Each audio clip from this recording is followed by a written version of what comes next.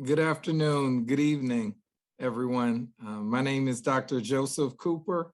I am the Dr. J. Keith Motley Endowed Chair of Sport Leadership and Administration at the University of Massachusetts, Boston. I'm honored to be here this evening. I believe it's evening for you, afternoon for me here in the United States on the East Coast, to talk with you about some of my research, as well as to present some ideas that hopefully will be helpful to you in your efforts where you are located in terms of championing equity, diversity, and inclusion and social justice. So without further ado, I will share my screen and get started with my presentation here. One moment here.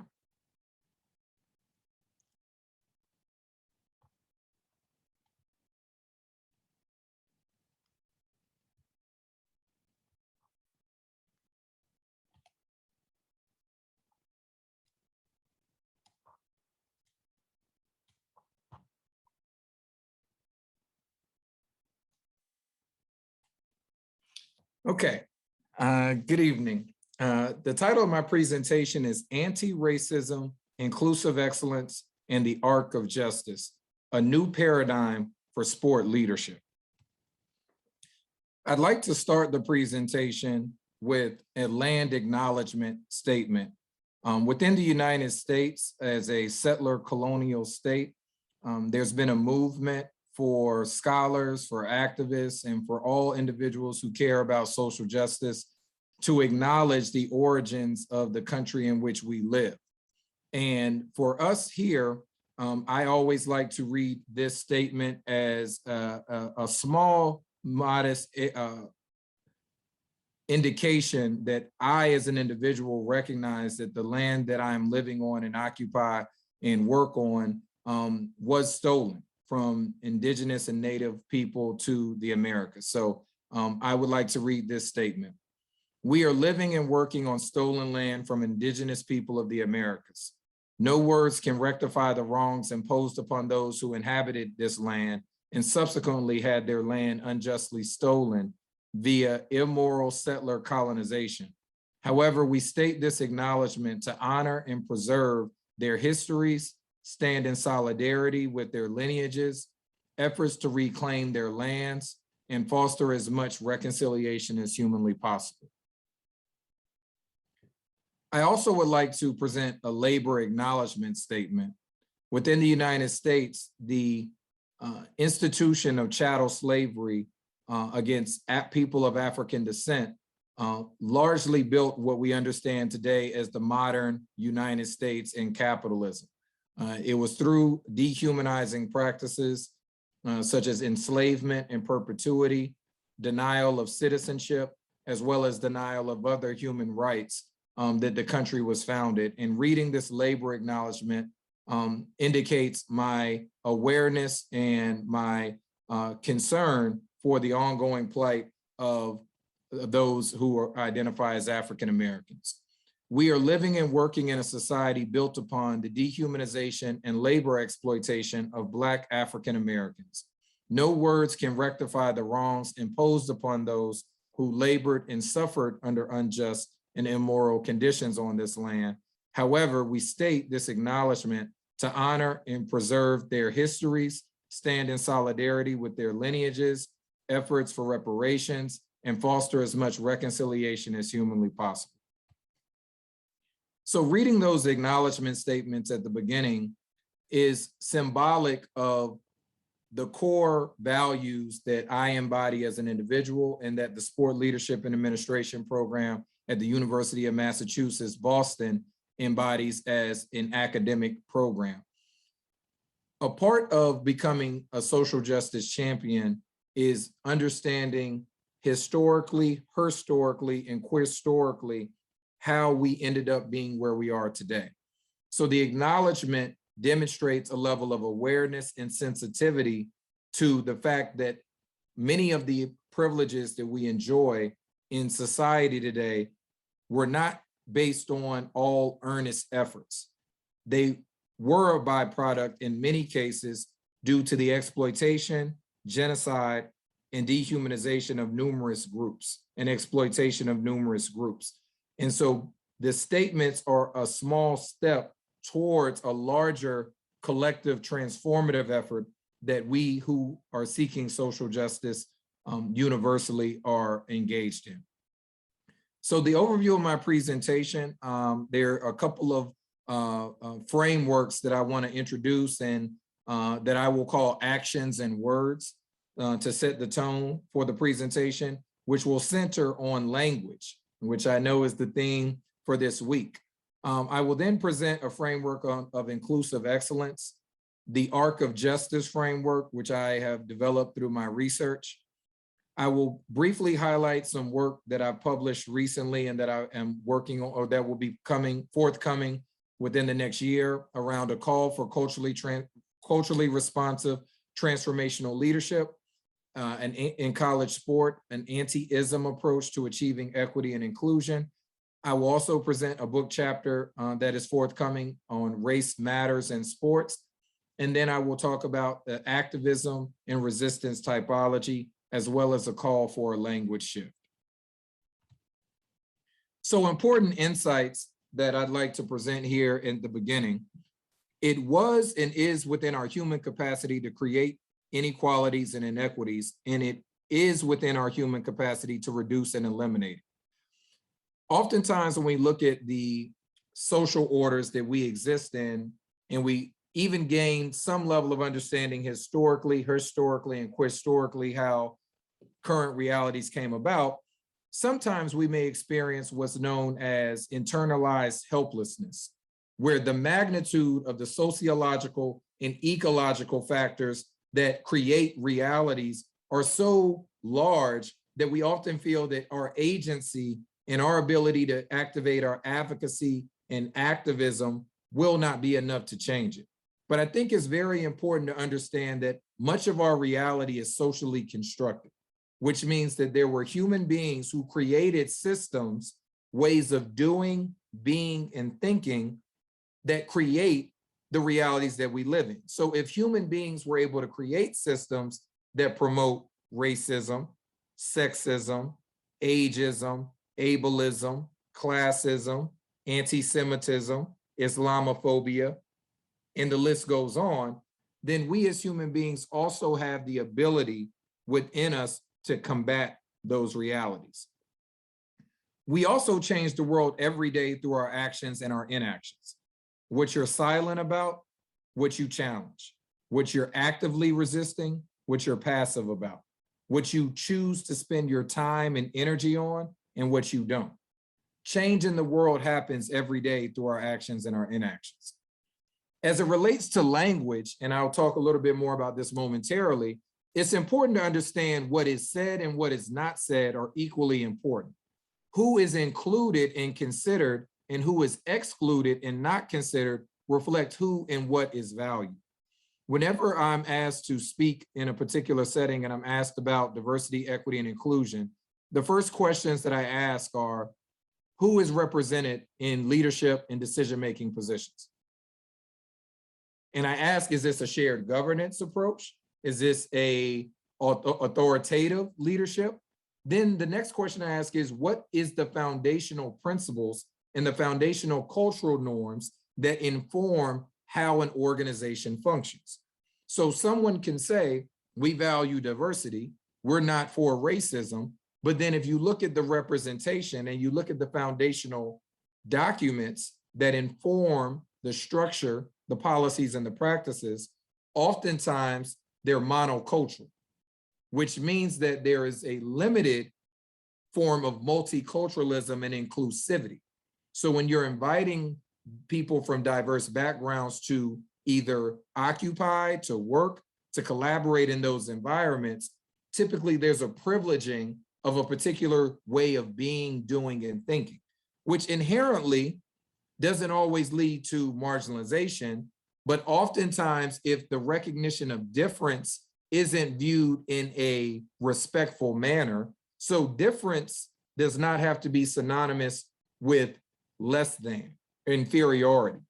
And I'll give you some examples here with some of the words in the language shift that I'm calling for in my work. Difference also does not have to equate divisiveness. Difference can mean that based on our positionalities, our intersecting identities, our idiosyncrasies, our personalities, and our lineages and our cultures, that we have different ways of making sense of the world. We have different engagements with the world, and the world has different engagements with us. And then meaning is always derived from context. Oftentimes in scholarly work and in mass media, there are messages that are promoted through propaganda means that seek to incite an evocative or emotional response from people, but it does not provide the context under which a situation took place. So as I present some language shift recommendations, I always want everyone to keep in mind that meaning is always contextual. A couple things around language. Language is a form of power. How you use language can either lead to positive or negative outcomes. The main questions for the audience today is to think about the language that we use. Has it been, and how can it be used to oppress, erase, marginalize, demean, harm, and dehuman peoples and cultures? That requires critical reflection, because if it's an invisible, taken for granted norm for yourself from a standpoint, not only epistemologically or ontologically or axiologically, so what you constitute as knowledge, what you constitute as intelligent, what you constitute as valuable, what you constitute as a human being, and who you constitute as a human being, and what do you value and what do you not value, all of that is manifested through language. Language can also be used to empower, uplift, celebrate, honor, and understand and humanize people. So understanding the power of words, the power of communications, particularly in an inclusive context, using language that is indigenous to particular populations is really important. Because the fact that I'm in the United States speaking English as a Black African-American male with lineage connected to Liberia, West Africa, shows that I am using language that is not indigenous to West Africa. That the language I am even speaking to this day is a byproduct of settler colonialism in the United States. So acknowledging that fact helps me in better understanding what would be an emancipatory and liberatory way of communicating, such as speaking in native languages to West Africa, including Swahili, to name one. Key questions to consider as you are organizational leaders, whether it be in sport or beyond, or even within your communities. Who is privileged and advantaged within the mainstream language used within your culture? Who is disadvantaged with that mainstream language? Whose histories, her stories, and queer stories are minimized and erased with the mainstream language that is taught and disseminated? And thinking to yourselves, what does multicultural, inclusive, and anti-racist space look like and feel like? Not only for yourselves, but more importantly for people who are different from you. How does that feel? What type of artifacts would be present in that environment? What type of languages would be present in that environment? What type of norms would be present in that environment? So understanding that there has been efforts, concerted efforts to erase, marginalize particular cultures. If you are engaging in anti-racism, if you are a champion for multiculturalism and inclusivity, then it's incumbent upon you to engage with communities that have, particularly those that have been oppressed, that have languages, knowledge, resources, and insights that are different from your own. And you're celebrating them in a spirit of empathy and in a spirit of sympathy. Another point as we get into languages is around ethical orientations. This is not an exhaustive list, but it is important to understand that everyone does not share the same ethical orientation. From a teleological standpoint, some people view ethical decisions based on what's going to benefit the greatest good. And that is a very subjective calculus. What I mean is, some people would say if there's one person on a boat and there's 100 people on another boat and I can only save one, teleologically, I'm going to save the 100 people. And if I said, well, the one person had the cure to the COVID-19 pandemic, had the cure to cancer, and had the ability to save millions of lives, I may make a different decision. So understanding people's ethical orientation is helpful to understanding how people use language, how people make decisions. Oftentimes there are taken for granted ways of thinking, being, and doing that we don't understand how other groups do it. And so therefore, from a cognitive dissonance standpoint, we view what's different from us as less than. Deontology is an ethical orientation that focuses on this idea of a duty or an obligation, right? This idea of pursuing a certain value system that has been indoctrinated into your way of existing. And so we oftentimes think of taking an oath, whether it be in a legal system, whether it be taking marital vows, whether it be being a part of a military.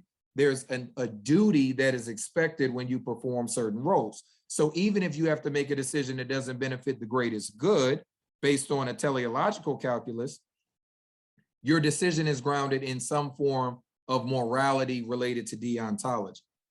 And then thirdly, existentialism and virtue ethics is this notion of making decisions which are authentic, virtuous to yourself. So you could go through a number of iterations in thinking, and that's very important when we think about language, where some people use language that they feel will benefit the greatest good. Some people use language because they have an obligation or a felt duty to use certain words and use certain language, and others choose to engage in language in ways that are authentic and virtuous to them. The question for you is to think about which of these and even other ethical orientations inform the way that I engage in the world and the decisions that I make. Key components of an inclusive excellence framework that are valuable to understand and analyze.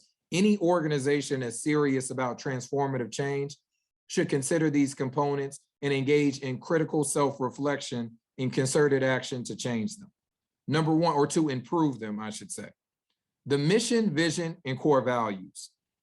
Leaders establish visions, create conditions, set and enforce expectations, facilitate relationships which create outcomes.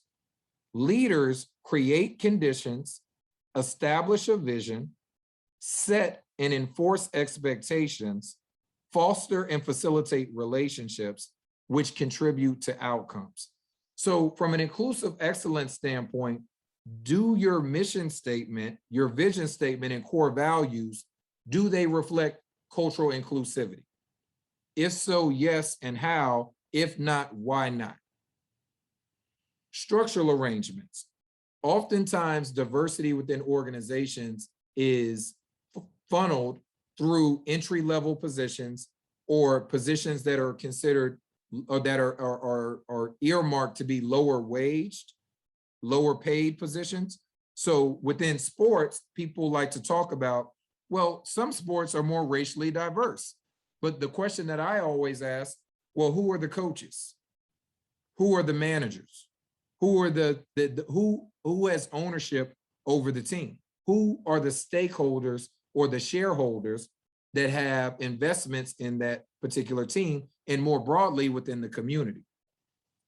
The campus climate, clearly campus is used as a reference to institutions of higher learning or even educational institutions. What is the environment? But you could replace the word campus with organization or institutional climate. Resources, oftentimes if you were to follow where money is being allocated, that reflects what the organization values. So if you're looking to be an inclusively excellent organization, resources should be allocated in areas that are redressing historical, herhistorical, and queer historical inequities. Community engagement. Your organization does not exist in a vacuum or on an island. You are connected to communities locally, regionally, and globally.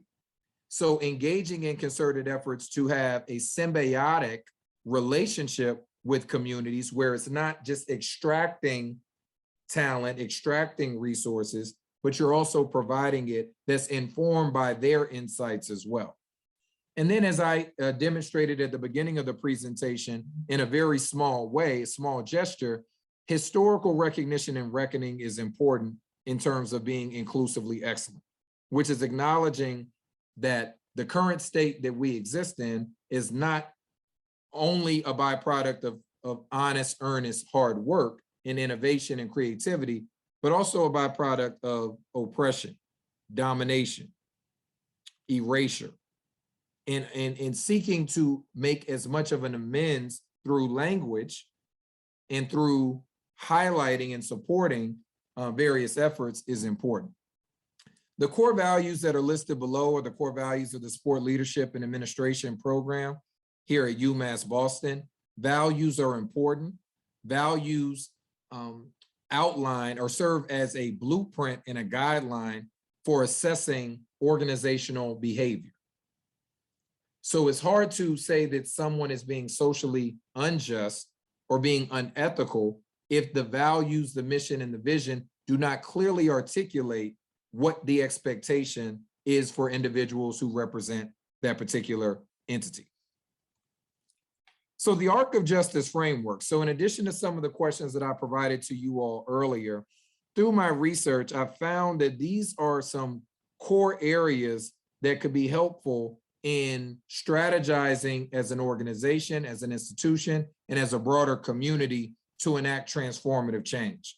I'm going to start with the C and I'll move to the A. Consciousness is important.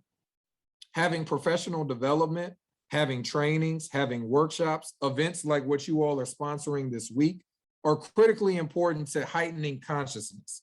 One of the quotes that I use with our students all the time, you don't know what you don't know. I had a professor of sociology when I was an undergraduate student, Professor Ann Hastings, who would always tell us, you don't know what you don't know, so you're making decisions based on the information that's available to you.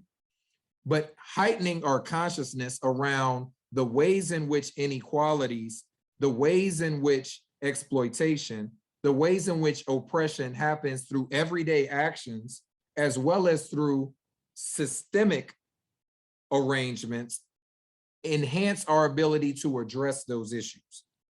Conviction, moving beyond acknowledgement into concrete actions, not only at the individual level, but at the organizational and societal level, are critically important. So conviction means that you are, after you've acquired your consciousness, there's a level of conviction to move to action. Care. This is something that should not be overlooked. Do you care about everyone who is a human being in society? I know within the United States, one of the things that we're struggling with, and it dates back to our history, herstory, and queerstory around the dehumanization of different groups of people. People of African descent, people of native of indigenous descent. There are terms that are used such as alien and illegal to describe people. That does not demonstrate an ethic of care. And so thinking about the language that is used to demonstrate care is important.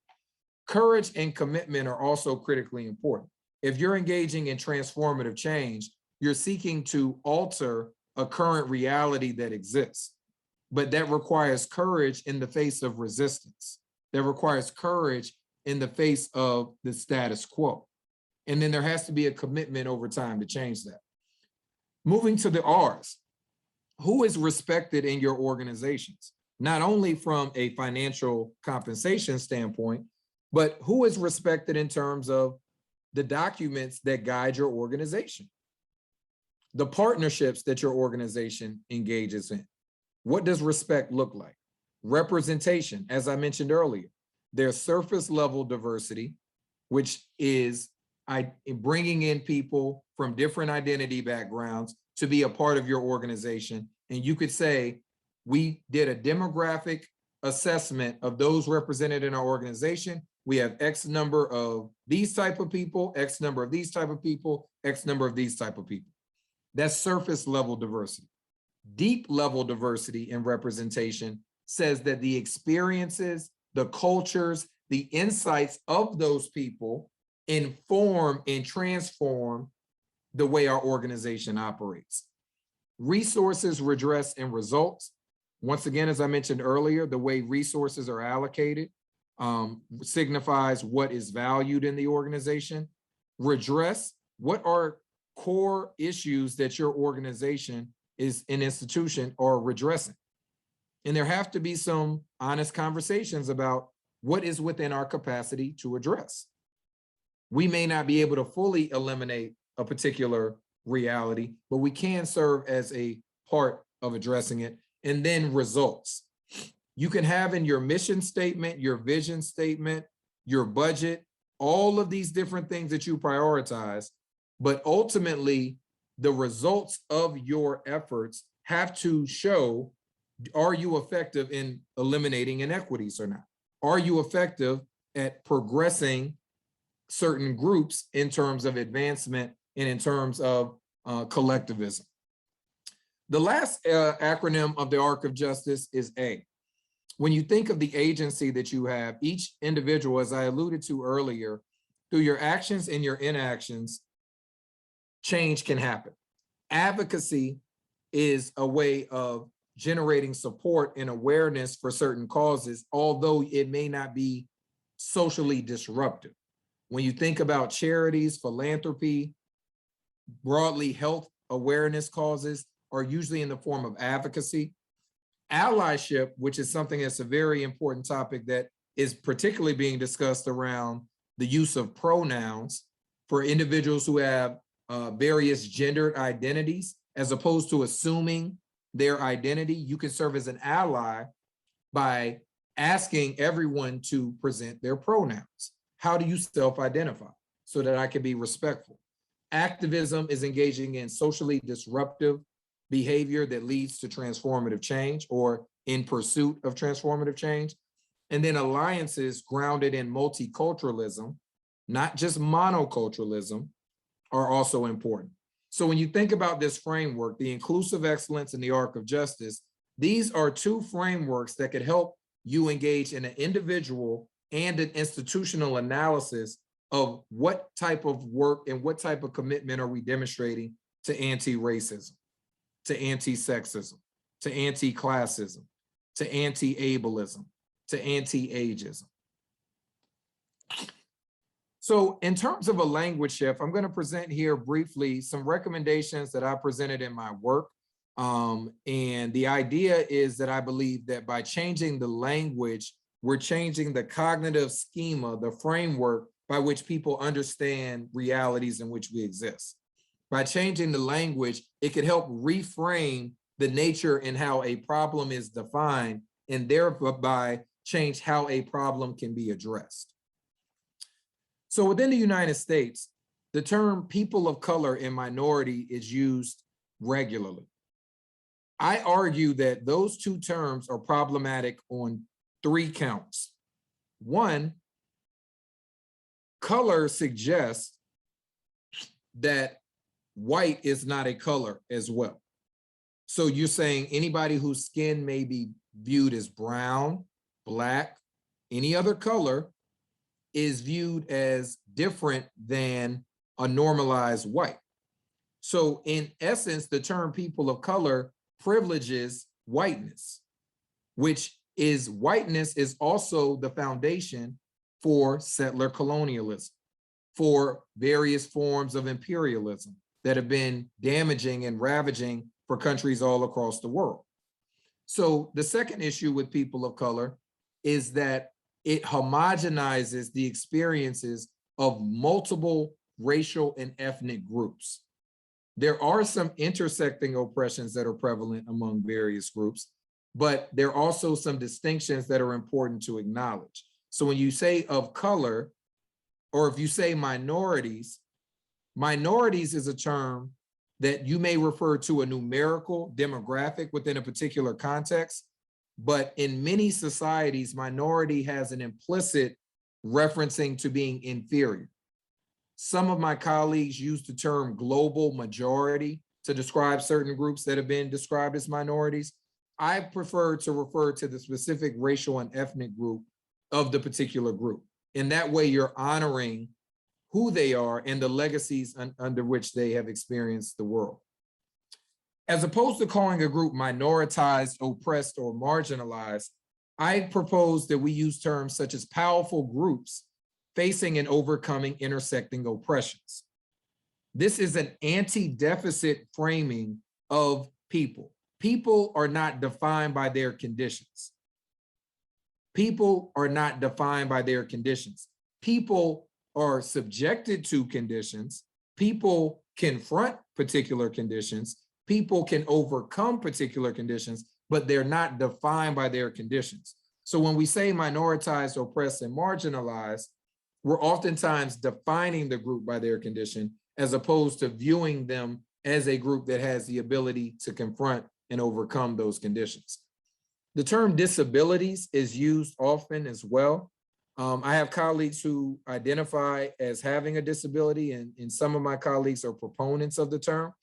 I typically refrain from using the word dis because the root word dis typically has a negative connotation. There are a few words that have positive connotations with the word dis, but many words with the dis as the root word has a negative connotation, and I find it to be problematic in referring to any other human being with that term. So I use terms such as individuals with unique or adaptive abilities, as opposed to saying white supremacy, which posits that anybody who is socially constructed to be white has some type of manifest destiny or divine positioning as a human being.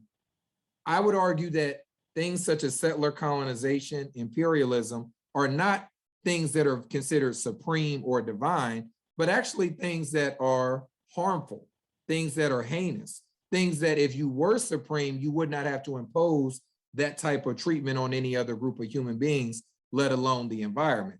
So terms within the context of my research that I use is white racism capitalism, which is more specific to the particular oppression, or white racism settler colonialism, or white moral decay, so that there is a particular precision with the description of the oppression that has been imparted.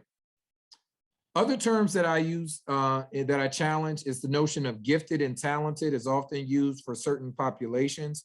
But I think, what would our society look like if everyone is viewed as gifted and talented in very different ways, and sometimes overlapping ways?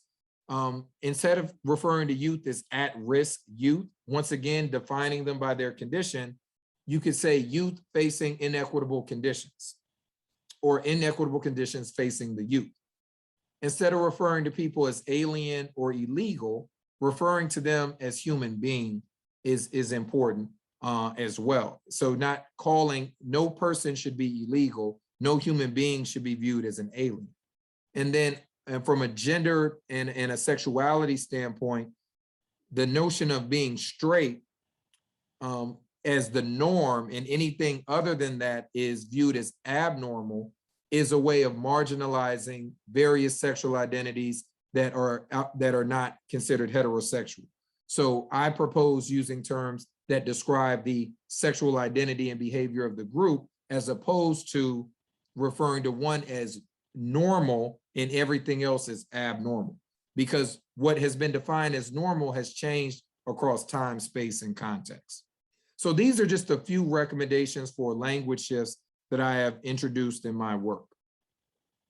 For the remainder of the presentation, I will just briefly highlight some of the research that I have been engaged in around anti-racism, and hopefully there are some insightful frameworks and contexts that are provided to you with the remainder of the time. So there are pervasive issues in our society that are outlined here on the screen. I've mentioned multiple of them in various ways earlier in the presentation, But I would like for everyone watching to think about what are the ways in which these issues are reproduced and reinforced within the spaces that I occupy, and what are ways in which I, as an individual and as an organization, that we can think innovatively about transforming the systems so that they do not reproduce these issues, but rather challenge and confront them. So this is the ecological systems framework that I have used in my work. And the purpose of me putting this on the screen is just for everyone to think about the context in which you exist is informed by multiple systems. At the micro system, these are the levels that you're most in direct contact with, including within yourself, and then the interactions at the mesosystem are with your communities and those around you. But those are also influenced by exosystems, which are entities that are outside your immediate environment that influence governments, that influence mass media, that influence how you interpret your reality and engage in your reality. Then you have the macro system, which are broader ideologies, systems that have been socially created that influence how you engage. And then you have the chrono system, which refers to time, space, and context, which would be examples of the evolution of the world, social movements, advancements in technology over time and space and context. And then you also have subsystems, which are considered to be either the unknown, the spiritual, and these various aspects of our existence that are typically not able to be described in concrete terms, but nonetheless, we could posit that they exist and influence us in certain ways. So culturally responsive leadership involves centralizing multiculturalism and experiential knowledge, understanding that representation matters, experiences matter, input matters. Key components of culturally responsive leadership are social political consciousness, cultural empathy, collective responsibility and commitment to learning, lifelong learning, and progress.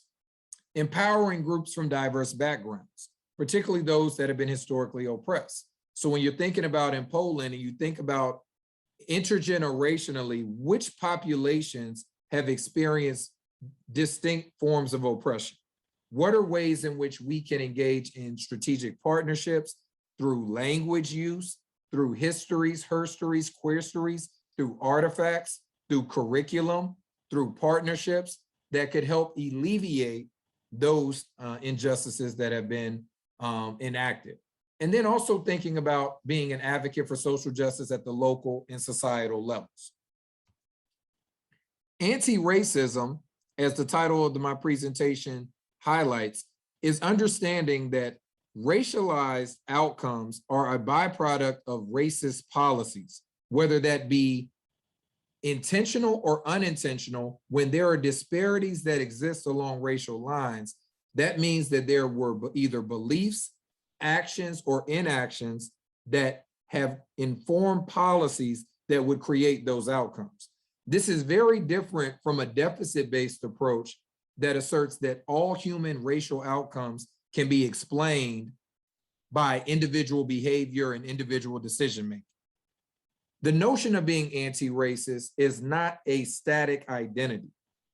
Anti-racist is a reflection of an action and behavior that is continually performed. So you could be anti-racist and racist in the same sentence. You could be racist and anti-racist in the same body. The goal is to be aware of the times in which you're being racist and non-racist, which non-racist is also akin to being racist, because a neutral position within any form of oppression is oftentimes perpetuating the status quo. So anti-racist is a concerted focus on policies and impact, not just intention, policies and impact, and engaging in ways in which neutrality can be eliminated to champion more racial equity. So in terms of engaging in anti-racism, as I mentioned earlier, recognition is important. Land and labor acknowledgements are a first step, but beyond that, thinking about what are the material and epistemic impacts of certain forms of oppression and how can they be challenged and reconciled as much as possible. Advocacy is important, establishing committees and external advocates to ensure that progress is being made along certain aims. Accountability. From a human psychology standpoint, people are motivated by incentives and penalties. If certain things are incentivized financially and otherwise, typically behavior will be perpetuated in that way. If behavior is penalized in particular ways that are undesirable, then actions can change. One of the challenges in our society is that there are not enough incentives for people to challenge status quo inequities. Even if they acknowledge them, they are hesitant to, just from a self-interest standpoint, which is why the proliferation of neoliberalism across societies is contributing to what I would argue is a moral decay, because there's this individual focus that takes away from the communalism and the collectivism that is, in my opinion, innate within human engagement in human societies. We would not be able to advance if individualism was the primary value within human societies across time and space. There has to be a level of healthy interdependence and collectivism, but that can only be stimulated in a sustainable way through incentives and penalties. And then recruitment, engaging in not only cluster hires with people who have particular type of expertise, particular skill sets and backgrounds, but also engaging in inclusion hires. I mentioned earlier deep level diversity. So moving beyond just highlighting surface level diversity in your organization, saying, oh, we have 2 people of this background, 1 person of this background. If the organization still functions in a way that's monocultural, then it doesn't reflect deep level diversity. Having data-driven approaches, thinking back to the arc of justice framework, do you have results in data that can be interpreted from multiple perspectives that show that you are making progress around certain aims? Having measurable goals for racial progress. What would constitute success? You could have attainable goals based on current resources, ambitious goals based on investment and additional time, and then aspirational goals that can be acquired over a longer period. Attainable, ambitious, and aspirational could be measurable ways in which you're assessing your progress. And as I mentioned earlier, representation is important. All of these ideas are a reflection of an anti-racism, culturally responsive, transformative leadership paradigm.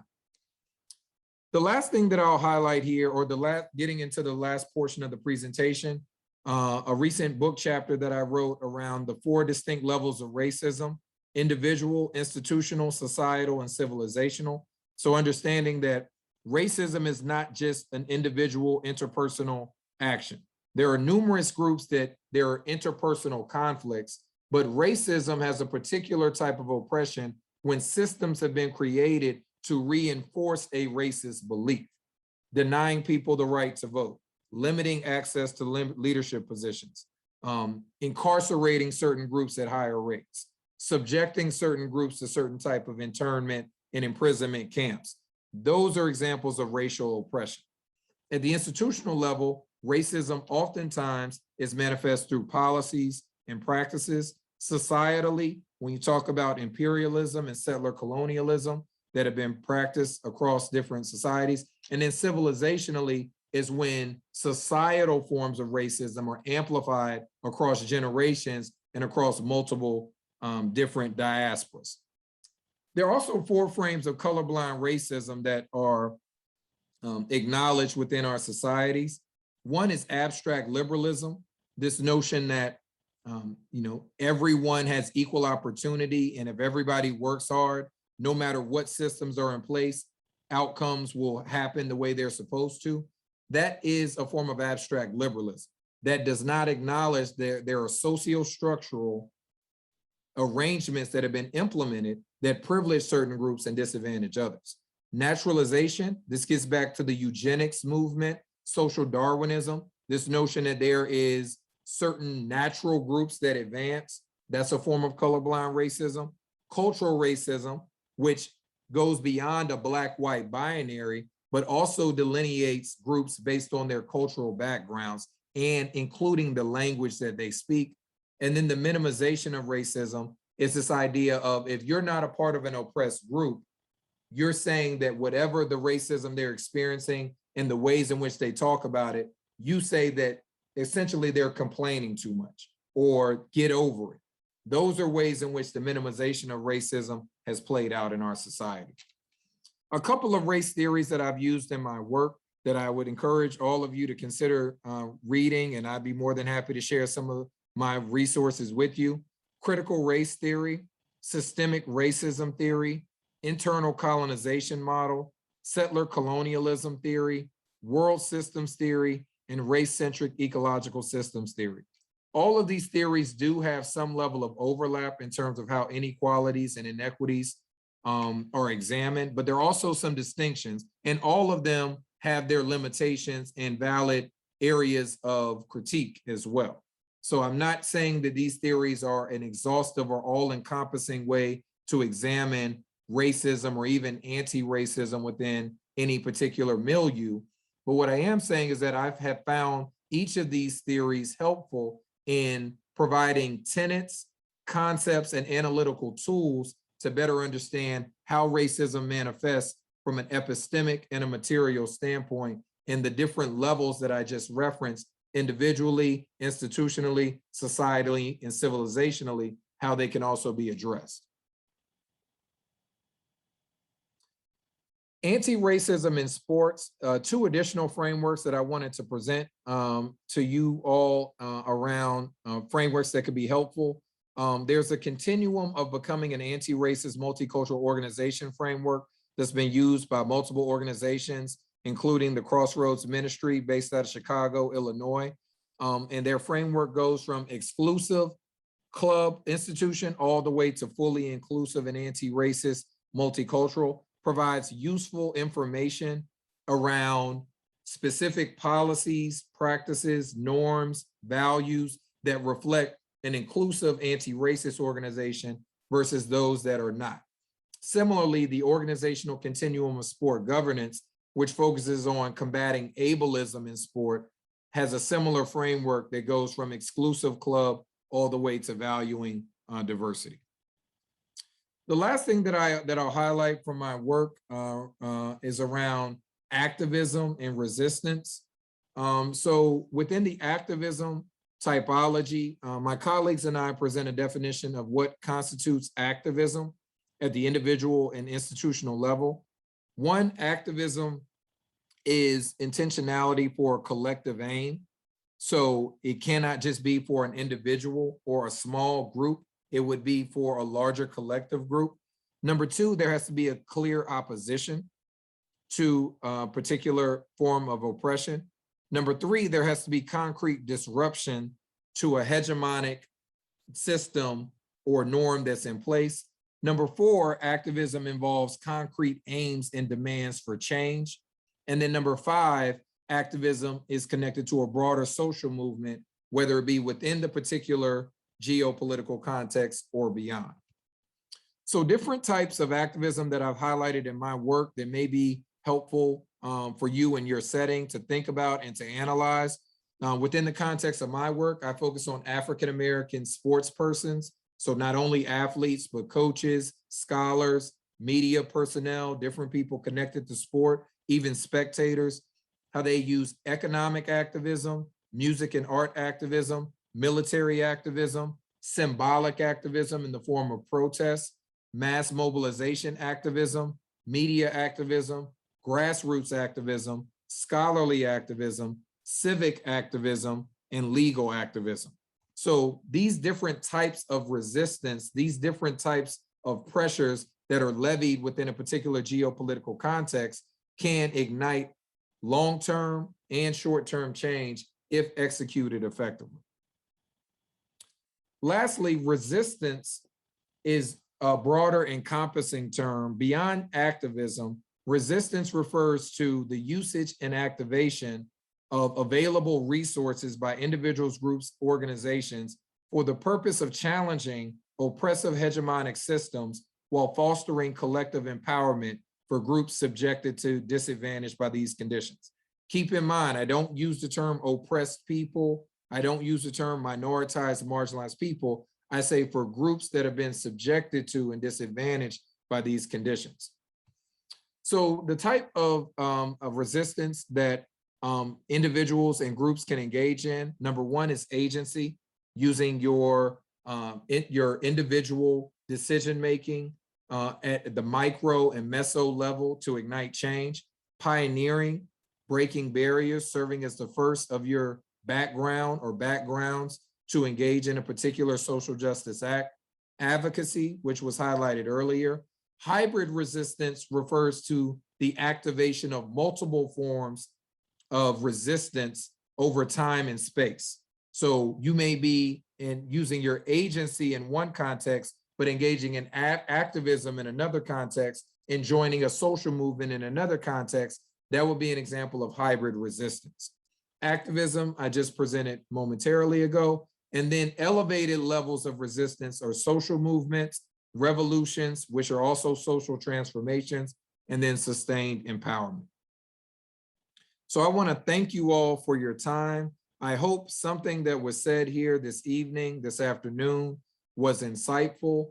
I look forward to receiving any questions.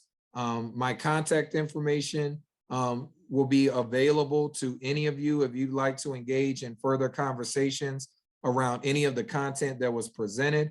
I want to thank you for your time. I want to thank the university. I want to thank everyone who organized this event for having me. And I certainly hope that some of the content that was presented is helpful to you in your efforts to become anti-racist, socially just, and equitable and inclusive and multicultural in your respective environment. So thank you.